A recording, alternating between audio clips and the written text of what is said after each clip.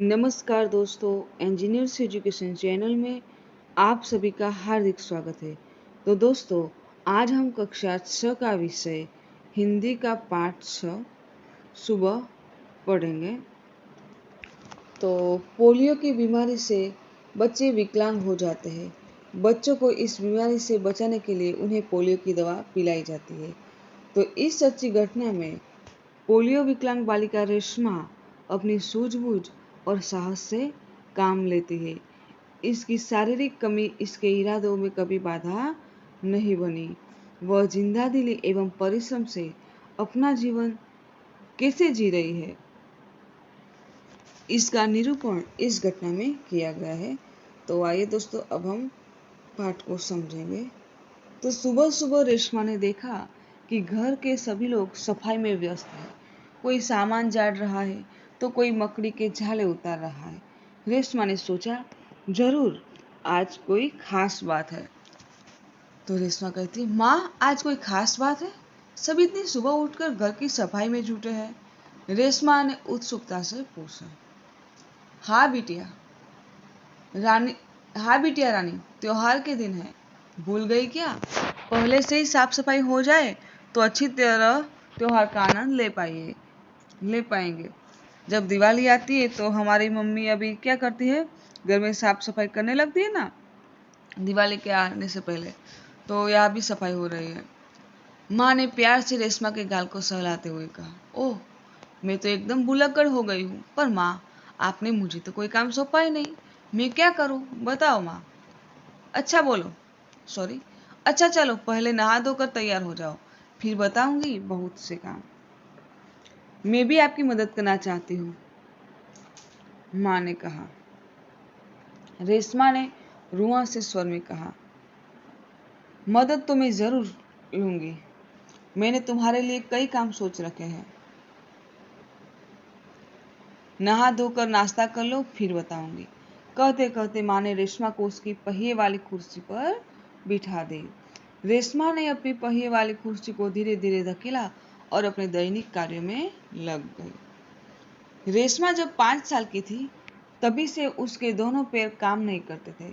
उसे बहुत तेज बुखार हुआ और घुटनों से नीचे दोनों पाँव एकदम बेजान हो गए। बहुत इलाज करवाया पर रेशमा के पाँव में जान नहीं आई। यानी कि पाँव में जान नहीं आना मतलब कि वह काम करना बंद हो जाना। इसे पोलियो हो गया था। रेशमा बहुत हिम्मत वाली लड़की थी। शुरू शुरू में उसे जरूर दूसरों की सहायता लेनी पड़ी, परंतु अब 11 साल की उम्र में वह अपने सारे काम स्वयं करती है। वह अपने परिवार पर अपने काम के लिए निर्भर नहीं रहना चाहती। परिवार के सभी सदस्य, पिताजी, छोटा भाई गोलू, दादी जी, दादाजी सभी उसे बहुत प्यार करते हैं। वह सबकी आंखों का तारा है, यानी कि सबकी प्यारी है। माँ ने रसोई घर में सारे बर्तन, डिब्बे, बोतलें नीचे उतारकर साफ कर दिए थे। उन्होंने रेशमा को आवाज दी, रेशु, अगर तुमने नाश्ता कर लिया हो तो काम में मेरा हाथ बटाओ, ये काम में मेरी मदद करो। हाँ माँ, मैंने नाश्ता कर लिया। दूध का मेवे वाला दलिया बहुत अच्छा बना है। माँ, मैं हाथ धोकर अभी आती हूँ। रेशमा अपनी कुर्सी को धकेलते हुए रसोई घर में पहुंची। रेशमा माँ को बर्तन, डिब्बों पर लेबल लगा लगा कर पकड़ाती गई और माँ उन्हें व्यवस्थित ढंग से सजाती गई। रसोई घर फिर से चमचमाने लगा। पिताजी दफ्तर चले गए। माँ को लड्डू बनाने के लिए कुछ जरूरी सामान चाहिए था। गोलू तो बहुत छोटा है। दादी जी, दादाजी बहुत बुजुर्ग हैं। अब सामान लाए कौन? माँ परेशान थी। रेशमा ने कहा, सामान मैं ले आऊंगी, बस आप मुझे सामान की लिस्ट और एक थैला दे दीजिए। तुम ले आओगी अकेली? माँ ने पूछा। हाँ माँ, एक बार पहले भी तो लाई थी। रेशमा की आवाज में दृढ़ता थी, मक्कमता थी, यानी कि तो ठीक है, तुम ही ले आओ, लेकिन ध्यान से जाना, सारा सामान नुक्कड़ वाली दुकान से ही मिल जाएगा। थोड़ी देर बाद रेशमा सारा सामान लेकर लौटी। उसने गोलू को आवाज दी, गोलू ये लो तुम्हारे लिए टॉफी लाई हूँ। गोलू टॉफी पाकर खुशी से उछलने लगा। कुछ ही दिन बीते थे। एक दिन शाम को रेशमा का घर दियों से झिलमिल प्रकाश से जगमगाने लगा। पूरा मोहल्ला जगमगा रहा था। जहाँ रोशनी ही रोशनी थी, क्या जमीन क्या आसमान। दादी ने बताया कि दीपावली अंधेरे पर उजाले की जीत का त्योहार है। बुराई पर अच्छाई और असत्य पर सत्य की सदा जीत होती है। इस दिन रावण को पराजित कर राम अयोध्या लौटे थे। उसी खुशी में यह त्योहार मनाया जाता है। रेशमा और गोलू बड़े ध्यान से दादी जी की बातें सुन रहे थे। कुछ देर बाद सबने मिलकर पूजा की और प्रसाद खाया। गोलू अपने दोस्तों के साथ पटाखे छुड़ाने में मग्न हो गया। रेशमा अपने दादा दादी के साथ फुलझड़ियां जला रही थी। इतने में रेशमा ने क्या देखा कि गोलू ने जिस पटाखे को बुझा हुआ समझकर छोड़ दिया था, उसमें से चिंगारियां निकलने लगी है। गोलू की पीठ पटाखे की तरफ थी। रेशमा चिल्लाई, गोलू गोलू बचो, तुम्हारे पीछे पटाखा है। पटाखों के शोर में रेशमा की आवाज दब गई, यानी कि कुछ सुनाई न दिया। बाकी लोग कुछ समझ पाते सबसे पहले रेशमा जल्दी जल्दी कुर्सी को धकेलती गोलू के पास जा पहुंची। उसने गोलू को जोर से धक्का दिया और खुद आगे निकल गई।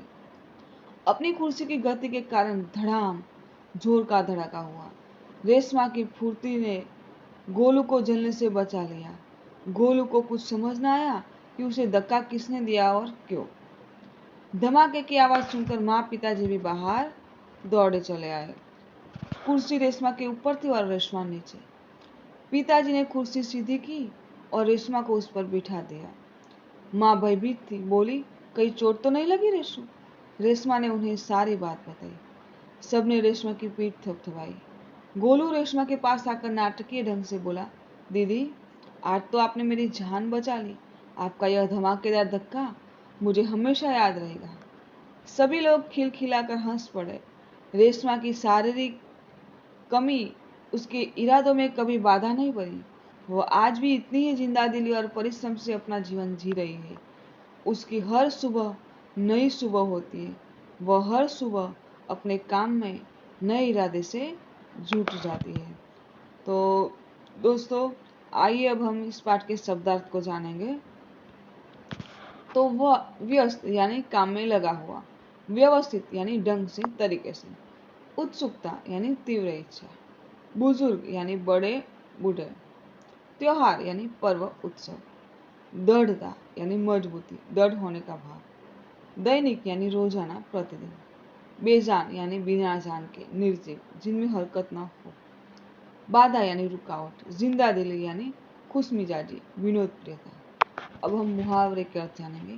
तो आंखों का तारा होना यानी बहुत प्यारा होना, हाथ बटाना यानी काम में मदद करना, पीठ थपथपाना यानी शाबाशी देना। अब दोस्तों हम अभ्यास के प्रश्नों के उत्तर देखेंगे। प्रश्न 1 है, उदाहरण के अनुसार निम्नलिखित शब्दों का वाक्य में प्रयोग कीजिए। उदाहरण है मंडराना। तो वाक्य प्रयोग किया गया है कि आकाश में काले काले बादल मंडराने लगे। उसी तरह पहला शब्द है बाधा। तो वाक्य प्रयोग करेंगे कि हमारे रास्ते में कई बाधाएं आई। दूसरा शब्द उत्सुकता। तो मुझे मेला देखने की बड़ी उत्सुकता थी। तीसरा शब्द है दृढ़ता। तो वाक्य प्रयोग करेंगे कि व्यायाम से शरीर में दृढ़ता आती है। चौथा शब्द है बुजुर्ग। तो वाक्य प्रयोग करेंगे कि हमें बुजुर्गों का आदर करना चाहिए। पांचवा शब्द है व्यस्त। तो वाक्य प्रयोग करेंगे कि सुबह होते ही सब अपने अपने काम में व्यस्त हो जाते हैं। आगे देखेंगे प्रश्न 2 अ। प्रश्न के उत्तर दीजिए। प्रश्न 1, दीदी, आपका यह धमाकेदार धक्का मुझे हमेशा याद रहेगा। गोलू ने रेशमा से ऐसा क्यों कहा? तो दीदी, आपका यह धमाकेदार धक्का मुझे हमेशा याद रहेगा। गोलू ने रेशमा से ऐसा कहा क्योंकि उस धक्के के कारण वह पटाखे से जलने से बच गया था। प्रश्न 2, रेशमा की शारीरिक कमी उसके इरादों में कभी बाधा नहीं बनी। भाव समझाइए। तो पोलियो के कारण रेशमा के दोनों पांव बेजान हो गए थे, लेकिन इस शारीरिक कमी से उसकी हिम्मत में कमी नहीं आई थी। वह हर काम पूरे आत्मविश्वास और लगन से करती थी। पोलियो से उसके पैर निकम्मे हो गए थे, पर उसका मन कमजोर नहीं हुआ था। प्रश्न 2 ब, यदि आपकी कक्षा में रेशमा की तरह कोई बच्चा दाखिला ले तो आप एक किन किन बातों का ध्यान रखेंगे? तो यदि हमारी कक्षा में रेशमा की तरह कोई विकलांग बच्चा दाखिला ले तो मैं उसकी हंसी नहीं उड़ाऊंगा। मैं उसके प्रति पूरी हमदर्दी रखूंगा और इस बात का ख्याल रखूंगा कि मेरे किसी व्यवहार से उसके दिल को चोट न पहुंचे। दूसरा, किस तरह उसकी सहायता करेंगे? तो मैं खेल कूद तथा अन्य प्रवृत्तियों में अपने विकलांग सहपाठी को अवश्य शामिल करूंगा। मैं किसी भी तरह उसकी उपेक्षा नहीं होने दूंगा। तीसरा, विद्यालय में क्या परिवर्तन करना चाहूंगी? तो मैं आचार्य जी से निवेदन करूंगा कि वे शाला में ऐसे कार्यक्रमों का आयोजन करें जिनमें विकलांग विद्यार्थी भी भाग ले सकें। चौथा, बाकी बच्चों को क्या सलाह देंगे? तो मैं बाकी बच्चों को यह सलाह दूंगा कि वे उस विकलांग साथी को पूरा सहयोग दें और उसके साथ प्रेमपूर्ण व्यवहार करें। आगे देखते हैं। प्रश्न 3, सोच कर बताइए। प्रश्न 1, दीपावली पर आपके परिवार में क्या क्या विशेष तैयारियां की जाती है? तो दीपावली पर हमारे परिवार में सर्वप्रथम पूरे घर की सफाई की जाती है। सभी चीजों को झाड़ पोंछ कर उन्हें फिर से व्यवस्थित ढंग से रखा जाता है। इसके बाद कुछ मीठे और कुछ नमकीन पकवान बनाए जाते हैं। परिवार के सदस्यों के लिए नए कपड़े सिलाए या खरीदे जाते हैं। प्रश्न 2, क्या दीपावली पर पटाखे छुड़ाने चाहिए? क्यों? तो दीपावली पर पटाखे नहीं छुड़ाने चाहिए क्योंकि इससे थोड़ी सी खुशी मिलती है परंतु भारी खतरा रहता है। पटाखों के कारण पैसों की बर्बादी होती है और वायु प्रदूषण भी बढ़ता है। 3, किसी ऐसी घटना का वर्णन कीजिए जब आपको किसी ने बचाया हो या आपने किसी की सहायता की हो। तो पिछले वर्ष में मैं अपने मामा जी के गांव गया था। वहां नदी में नहाते नहाते मैं गहरे पानी में चला गया और डूबने लगा। तना न आने से मेरे प्राण संकट में थे। मेरे साथ नहाने के लिए आए लड़के ने यह देखा। वह तुरंत तैरकर मेरे पास आया और मुझे किनारे तक खींचकर ले आया। उसकी सूझबूझ और प्रयत्न से उस दिन मैं डूबने से बच गया। इस घटना को मैं कभी नहीं भूल सकता। अब हम स्वाध्याय के प्रश्नों के उत्तर देखेंगे। प्रश्न 1, प्रश्नों के उत्तर दीजिए। प्रश्न 1, सुबह से घर के सभी लोग सफाई क्यों कर रहे थे? तो दीपावली का त्योहार निकट था। त्योहार से पहले ही सब घरों में साफ सफाई होने लगती है, इसलिए सुबह से घर के सभी लोग साफ सफाई कर रहे थे। प्रश्न 2, रेशमा को घर की सफाई में क्यों नहीं लगाया गया होगा? तो रेशमा जब 5 वर्ष की थी तब उसे पोलियो हो गया था। उसके दोनों पैर निकम्मे हो गए थे। इस शारीरिक कमी के कारण उसे घर की सफाई में नहीं लगाया गया होगा। प्रश्न 3, रेशमा ने अपनी माँ के काम में किस तरह मदद की? तो अलमारी से बर्तन और डिब्बे उतार कर साफ किए गए थे। रेशमा ने डिब्बों पर लेबल लगाए। फिर वह एक एक बर्तन और डिब्बा माँ को देती गई और माँ उन्हें व्यवस्थित ढंग से रखती गई। इस प्रकार पहिएदार कुर्सी पर बैठे बैठे रेशमा ने माँ की मदद की। प्रश्न 4, माँ ने रेशमा को बाजार क्यों भेजा? तो माँ को लड्डू बनाने के लिए कुछ सामान की जरूरत थी। पति दफ्तर चले गए थे। बेटा गोलू अभी बहुत छोटा था। दादा और दादी बहुत बुजुर्ग थे। माँ को परेशान देखकर रेशमा ने माँ से कहा कि आप मुझे सामान की सूची और एक थैली दे दीजिए, सामान मैं ले आऊंगी। रेशमा की आवाज में दृढ़ता थी। वह पहले भी एक बार सामान ला चुकी थी, इसलिए माँ ने रेशमा को बाजार भेजा। प्रश्न 5, रेशमा ने गोलू को धक्का क्यों मारा? तो गोलू ने एक पटाखे को बुझा हुआ समझकर छोड़ दिया था। कुछ देर बाद इसमें से चिंगारियां निकलने लगी। गोलू की पीठ पटाखे की तरफ थी। रेशमा ने यह देखा और चिल्लाकर गोलू को हट जाने के लिए कहा, पर शोरगुल के कारण उसे सुनाई नहीं दिया। रेशमा जल्दी जल्दी अपनी कुर्सी को ढकेलती हुई गोलू के पास पहुंची और उसे जोर से धक्का मारकर खुद आगे निकल गई। उसी समय पटाखा जोर से फूटा। इस प्रकार गोलू को पटाखे से बचाने के लिए रेशमा ने उसे धक्का मारा।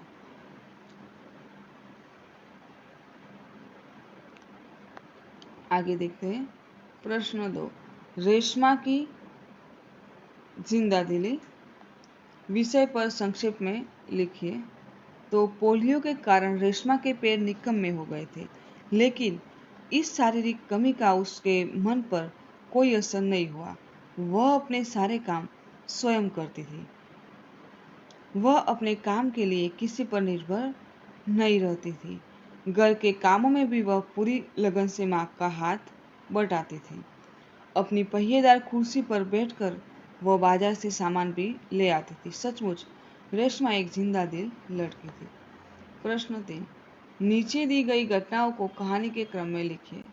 तो प्रथम है, रेशमा बाजार से सामान लाई। दूसरा वाक्य आएगा, रेशमा का घर दियों के झिलमिल प्रकाश से जगमगाने लगा। तीसरा वाक्य आएगा, गोलू अपने दोस्तों के साथ पटाखे छुड़ाने में मस्त था। चौथा वाक्य, रेशमा ने गोलू को जोर से धक्का मारा। पांचवा वाक्य, माँ ने रेशमा से कहा, कहीं चोट तो नहीं लगी। और छठा वाक्य, सबने रेशमा की पीठ थपथपाई। आगे देखते हैं। प्रश्न 4, निम्नलिखित मुहावरों के अर्थ देकर वाक्य में प्रयोग कीजिए। तो प्रथम मुहावरा है आंखों का तारा होना, यानी कि सबका प्यारा होना। तो वाक्य प्रयोग करेंगे कि रेशमा सबकी आंखों का तारा थी। दूसरा वाक्य, हाथ बटाना यानी कि मदद करना। तो वाक्य प्रयोग करेंगे कि अदिति मम्मी को हर काम में हाथ बटाती है। तीसरा वाक्य है पीठ थपथपाना यानी कि शाबाशी देना। तो वाक्य प्रयोग करेंगे कि उर्वी के इस कार्य के लिए सबने उसकी पीठ थपथपाई। प्रश्न 5 देखेंगे। उदाहरण के अनुसार शब्द का उपयोग करके वाक्य लिखिए। उदाहरण है की। तो की और की का क्या उपयोग होता है, देखो।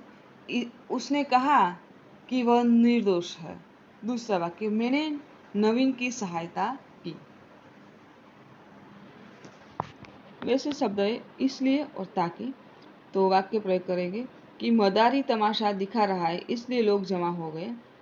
और दूसरा वाक्य बनाएंगे ताकि शब्द से। तो मैदान में पुलिस का बंदोबस्त किया गया था ताकि सभा में कोई गड़बड़ी न हो। दूसरा शब्द है क्योंकि और जबकि। तो मैंने छाता खरीदा क्योंकि वर्षा ऋतु आ गई थी। जबकि, तो बेटी सांवली है जबकि माँ बाप दोनों गोरे हैं। तीसरा शब्द और। तो और तो मैं आपकी ओर ही आ रहा था। और भाई और बहन दोनों बहुत अच्छा है। चौथा शब्द मैं और मैं। तो मैं से बनाएंगे मैं पढ़ता हूँ और मैं। तो बच्चा घर में शोर मचा रहा है।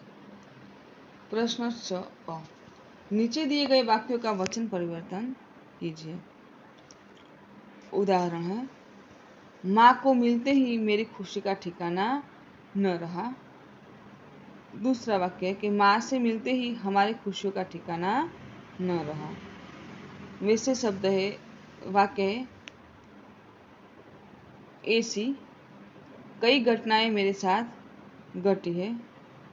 तो दूसरा वाक्य हम लिखेंगे ऐसी एक घटना मेरे साथ घटी है। दूसरा वाक्य, परिचारिका ने मरीज की अच्छी तरह से देखभाल की। तो दूसरा वाक्य लिखेंगे कि परिचारिका ने मरीजों की अच्छी तरह से देखभाल की। तीसरा वाक्य, रात को मैंने सुंदर सपना देखा। तो मैंने कहा वचन होगा हमने। तो रात को हमने सुंदर सपना देखा। चौथा वाक्य, भूकंप का झटका आया फिर भी मैं नहीं घबराया। दूसरा वाक्य, भूकंप के झटके आए फिर भी मैं नहीं घबराया। प्रश्न 6 देखेंगे। नीचे दिए गए शब्दों को चित्र में शब्द के क्रमानुसार लिखिए।